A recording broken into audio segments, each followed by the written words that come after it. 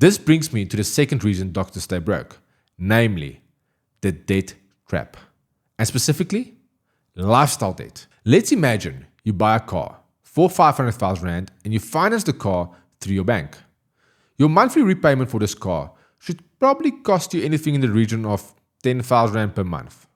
Over a 5 to 6 year period, you don't just pay the 500,000, you end up paying closer to 650 to 700,000 Rand with interest. Has this car increased in value? The answer is no.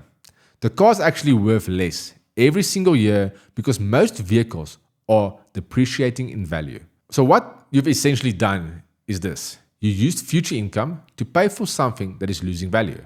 Now, if you apply the same example and scenario to credit cards, your personal loans, clothing accounts, suddenly you realize that a large portion of your future salary is already spoken or accounted for before you even get paid. And this is exactly where most doctors feel stuck.